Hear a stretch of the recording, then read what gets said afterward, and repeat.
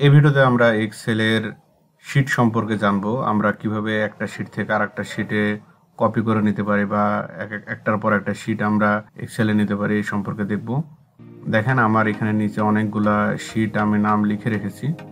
তো আমি যদি চাই যে এই শিটটা, যেটা বড় ধরমপুর স্কুলের যে শিট, এই শিটটা যদি আমি হুবহু আরেকটা এখান থেকে শিট নিতে চাই, আমি এটা নিতে পারবো যদি সরাসরি এখানে ক্লিক করি এবং আগের শিট থেকে যদি এইভাবে কপি করে নিয়ে এসে আমি বসাই, তাহলে এটা অনেক সময় সাপেক্ষ এবং কিছু ভুলও হতে পারে। তো আমরা এটা না করে সরাসরি আমরা শিট নিয়ে আসতে পারি। কিভাবে শিট নিয়ে আসতে পারি এটা আমি এখন দেখাবো আপনাদের।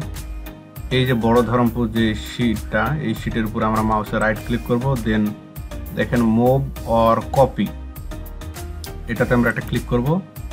দেন নিচের দিকে যাব, সবার নিচে দেখবেন যে মুভ টু ইন্ড এটা লেখা আছে, এটা সিলেক্ট করব। দেন ক্রিয়েট এ কপি, দেন ওকে। দেখেন হুবহু আর একটা তৈরি হয়ে গেল। এখন আমরা ইচ্ছা করলে এটাকে রিনেম করে আমাদের ইচ্ছা মতো আমরা এটা ব্যবহার করতে পারি।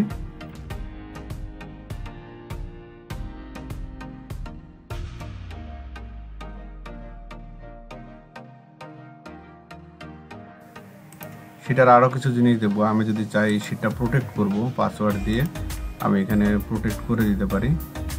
জাস্ট এখানে পাসওয়ার্ড দিয়ে দেবো, দেন প্রোটেক্ট হয়ে যাবে। শিট যদি চাই যে আমরা বিভিন্ন কালারে ইন্ডিকেটর করে রাখবো, ইন্ডিকেটর করে রাখতে পারি। যেমন আমি এই শিটটা এই কালারটা দিয়ে দিচ্ছি, বা একটা রেড কালার দিই। আমি এরকম একটা কালার দিয়ে দিলাম। যদি এই শিটটা চাই যে আমি এটা অন্য একটা কালার দেবো, অন্য একটা কালার দিতে পারি। এভাবে আলাদা আলাদা করে আমরা শিট কালারাইজ করে খুব সহজে আমাদের দৃষ্টিগোচর করতে পারি।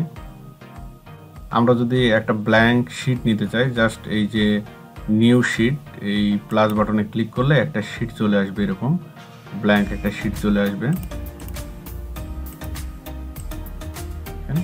একটার পর একটা ব্ল্যাঙ্ক শিট এভাবে চলে আসবে। দেখেন এখানে এই শিটগুলো চলে আসছে, একটার পর একটা ব্ল্যাঙ্ক শিট। শিট আপনি ইচ্ছা করলে ড্র্যাগ অ্যান্ড ড্রপ করতে পারেন বিভিন্ন জায়গায়। শিট আমরা এখান থেকে ডিলিট করে দিতে পারি খুব সহজে। তো এই ছিল এক্সেলের শিট বিষয়ে টিপ অ্যান্ড ট্রিক্স। ভিডিওটি ভালো লাগলে লাইক দেবেন, চ্যানেলটি সাবস্ক্রাইব করে রাখবেন এরকম নতুন নতুন ভিডিও পেতে।